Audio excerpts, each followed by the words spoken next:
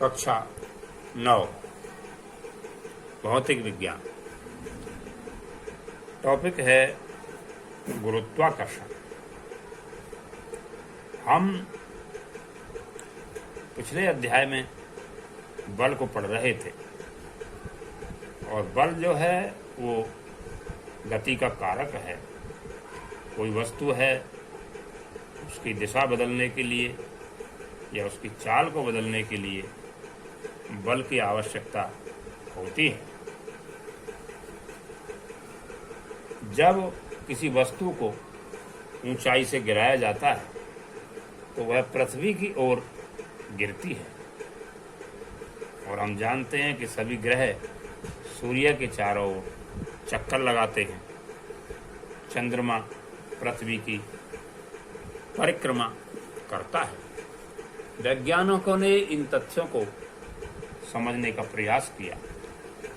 कहते हैं कि एक बार आइजैक न्यूटन एक पेड़ के नीचे बैठे थे और तभी उस पेड़ से नीचे एक सेब गिरा और सेब के गिरते ही न्यूटन के दिमाग में कुछ ऐसा आया और वो सोचने लगे कि पृथ्वी प्रत्येक वस्तु को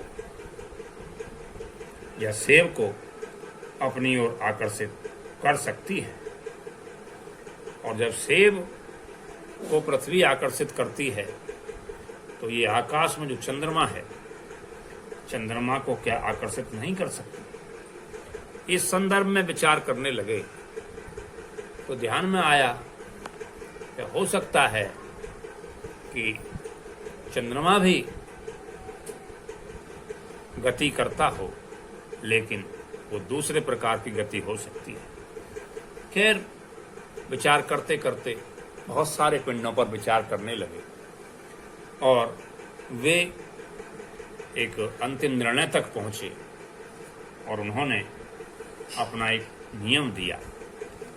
उस नियम को सार्वत्रिक गुरुत्वाकर्षण के नाम से हम जानते हैं। और वो नियम क्या था कि विश्व का प्रत्येक पिंड, ब्रह्मांड का प्रत्येक पिंड दूसरे पिंड को एक बल से अपनी ओर आकर्षित करता है और वह बल पिंडों के द्रव्यमानों के गुणनफल के समानुपाती और उनकी बीच की दूरी के वर्ग के व्युत्क्रमानुपाती होता है। अब मान लिया कि माना m और स्मॉल m, एक कैपिटल M और एक स्मॉल m द्रव्यमान के दो हमारे पास पिंड हैं। ये इसका द्रव्यमान m है और इसका द्रव्यमान स्मॉल m है और इनके केंद्रों के बीच की दूरी, ये दूरी हमने r मान ली। तो उन्होंने एक नियम दिया, सार्वत्रिक गुरुत्वाकर्षण नियम के अनुसार, नहीं, सार्वत्रिक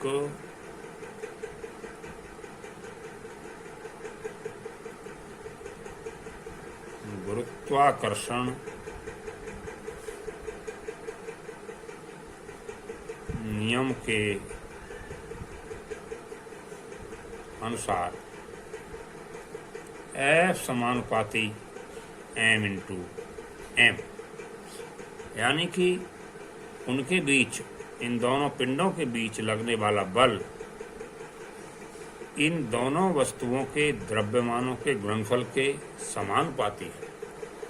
यहाँ समानुपाती का अर्थ ये है, दो वस्तुओं के बीच समानुपात होता है तो इसका मतलब ये होता है कि एक का मान बढ़ाने पर दूसरी का मान भी बढ़ जाता है। पर इसका यहाँ अभिप्राय नहीं है कि इन दोनों m के विषय में बात कर रहा हूँ। मैं बात कर रहा हूँ कि यदि ये मान बढ़ेगा तो ये मान भी बढ़ जाएगा। और दूसरी बात इन्होंने कही कि F समानुपाती 1/m आर स्क्वायर। अब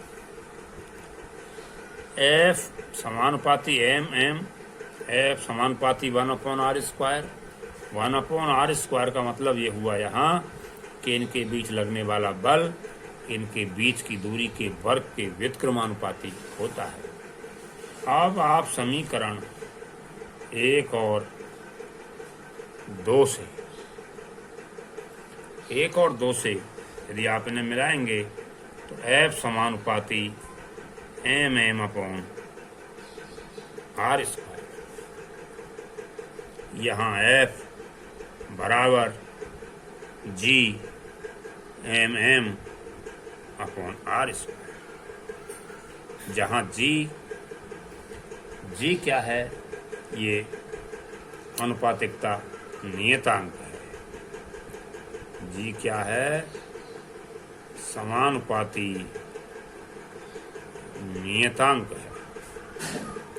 यहाँ से हम ये कर सकते हैं कि अगर G का मान निकाला जाए, यहाँ से क्रॉस मल्टीप्लिकेशन किया जाए, क्रॉस गुणा की जाए, तो ये बराबर आ जाएगा F/r square upon m/m।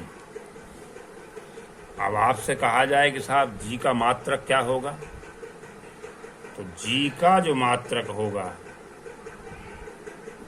F का मात्रक किलोग्राम, दूरी का मात्रक मीटर, किलोग्राम मीटर स्क्वायर, और बटे ये kilogram into kilogram, kilogram square, ये G का मात्रक हो जाएगा।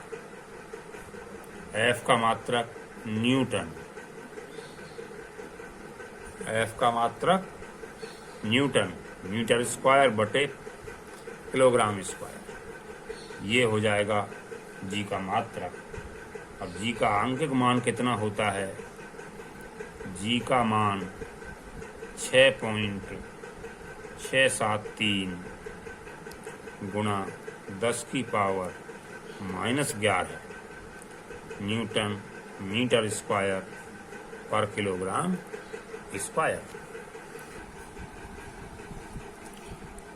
इस प्रकार से ये जो बल है, इस सूत्र में अगर m का मान 1 रखा जाए, r का मान भी 1 रखा जाए, तो F बराबर G हो जाएगा। यानी दोनों पिंड 1-1 किलोग्राम के हो जाएं और r का मान 1 मीटर हो जाए, तो F बराबर G हो जाएगा। तभी इनके बीच लगने वाला बल इतना होगा। 10 की पावर आप देख रहे हैं -11 है, जो बहुत ही कम है। तो इसका मतलब है कि प्रत्येक वस्तु दूसरी वस्तु पर बल लगाती है, किंतु इस बल का मान बहुत कम होने के कारण इसका हमको एहसास नहीं होता है। दो वस्तुओं के बीच लगने वाला बल, जिसे हम बात कर रहे थे, उन वस्तुओं के द्रव्यमानों के गुणनफल के समानुपाती तथा उनके बीच की दूरी के वर्ग के व्युत्क्रमानुपाती होता है। अब हम उदाहरण चंद्रमा और पृथ्वी का अगर लें, तो जो चंद्रमा है उसका द्रव्यमान है,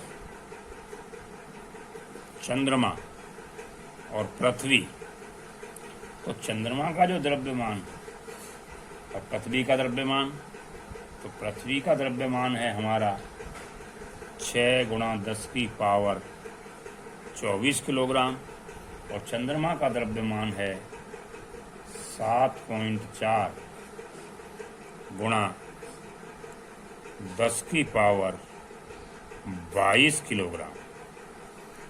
और इनके बीच की जो दूरी है चंद्रमा और पृथ्वी के, और इनके बीच की दूरी है r, मान लीजिए ये कैपिटल M और ये आपका स्मॉल m हो गया, और बीच की दूरी r, ये हो गई आपकी 3.84 गुणा 10⁻8 मीटर। अब आपसे कहा जाए कि चंद्रमा और पृथ्वी के बीच लगने वाले बल की गणना कीजिए, तो आप क्या करेंगे? सूत्र लगाएंगे, वही F बराबर GMM बटे R²। तो G का मान, इसका अंकिक मान आप जानते हैं 6.673 गुणा 10⁻⁻11, और ये पृथ्वी का द्रव्यमान 6 गुणा 10⁻24 है। और चंद्रमा का द्रव्यमान 7.4 गुणा 10⁻22 और बटे 3.84 गुणा 10⁻8, इसका स्क्वायर करेंगे। इस तरह से इसको सरल करेंगे तो पृथ्वी और चंद्रमा के बीच लगने वाला बल ये आएगा आपका 2.02 गुणा 10⁻20 न्यूटन। इसका मतलब है कि पृथ्वी चंद्रमा को इतने बल से अपनी ओर आकर्षित करती है। गुरुत्वाकर्षण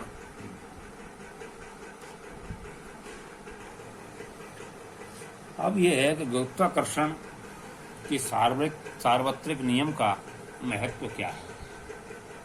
अब तो महत्व ये है, ये अनेक परिघटनाओं की सफलतापूर्वक व्याख्या कर देता है। जैसे हम बात कर रहे थे कि पृथ्वी पर हम रहते हैं, तो हमें यह बल पृथ्वी से बांधे रखता है, और पृथ्वी के चारों ओर चंद्रमा चक्कर लगाता है, गति करता है। उस बल की व्याख्या यही सार्वत्रिक गुरुत्वाकर्षण का नियम करता है। सूर्य के चारों ओर जो ग्रह चक्कर लगाते हैं, गति करते हैं, उस बल की भी व्याख्या ये सार्वत्रिक गुरुत्वाकर्षण नियम करता है। चंद्रमा और सूर्य के कारण, उनके आकर्षण के कारण इस समुद्र में ज्वार भाटा आता है।